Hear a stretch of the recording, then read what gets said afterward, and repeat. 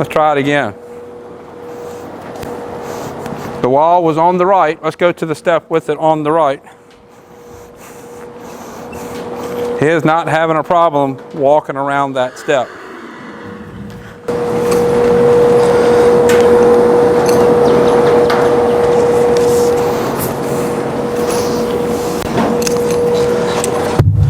So this horse is Travis, or Traveler.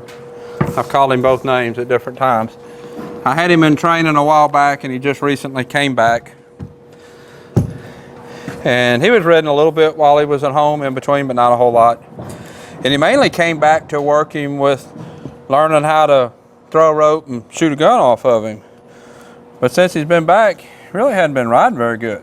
So I've been spending a good bit of time working on just his general riding and steering. And he's been doing things like not wanting to go by that wall and just games like that.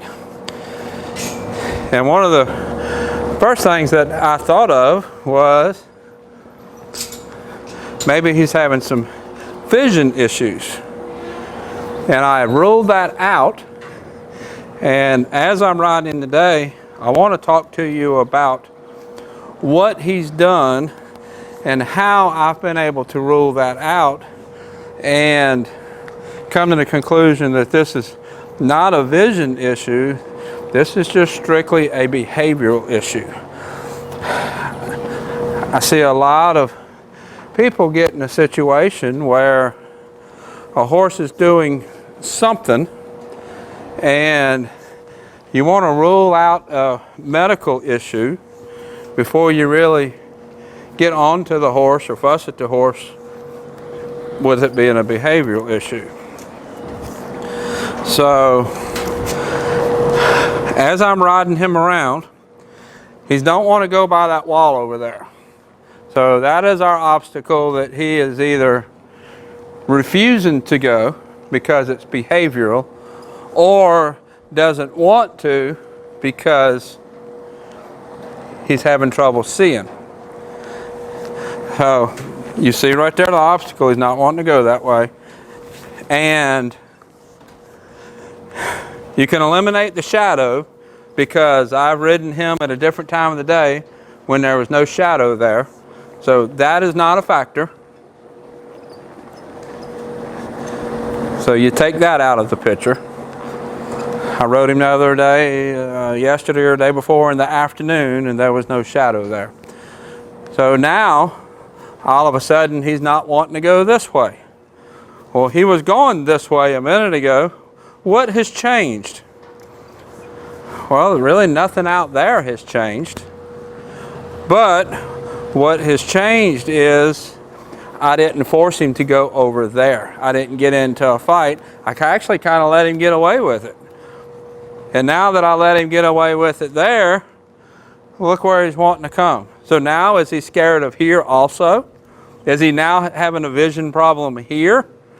Well, if a horse has a vision problem, it's not going to come and go. It's either going to be there or it's not. Of course, there might be different areas affected, in front or out to the side or towards the back. There'll be different areas affected, but it's not going to come and go. And he just walked around that step. He was walking to it. I bumped him with my legs, and he walked around it. So he could see that step just fine. So you have to factor all of that in. You can't just say, he don't want to go that way, he's having trouble seeing that wood. Now, let's put him to work and test my theory of thinking that this is behavioral. So let's ask for a trot. So right off the bat, he really don't want a trot. Let's push him into it. He's looking around.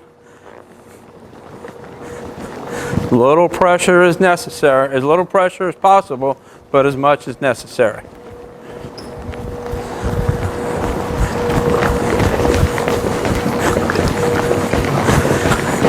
Make him move his feet.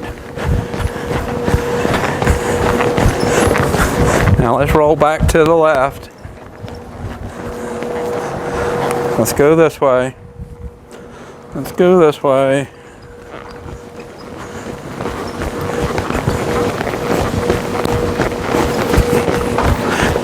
He has no problem with this wood on this side. And since he has no problem with that side, and he doesn't like this side, the shadow has changed.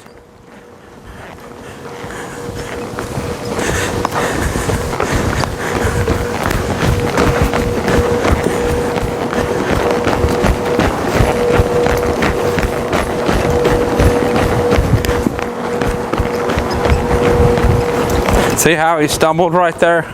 And watch how he's moving in his front feet. He's not loose. He's stiff in his front feet. And this is not muscle soreness stiff. This is on the muscle stiff. You should learn to be able to tell when a horse is on the muscle. And by on the muscle, they're just tight, resistant. Kind of like when bowing up, like a fighter going into the ring to fight, kind of bowing up. That's basically what he's doing. To encourage that to get soft, I'm going to get soft. I'm not going to engage it.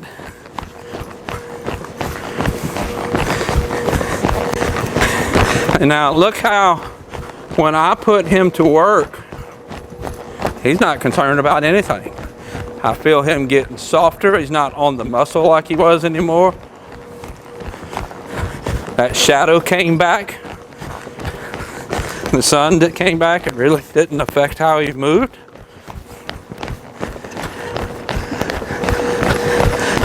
So, as different things change with him, as far as being afraid of something at some point, not afraid of it at another point, change the point changing from here to there, and now he's not worried anywhere.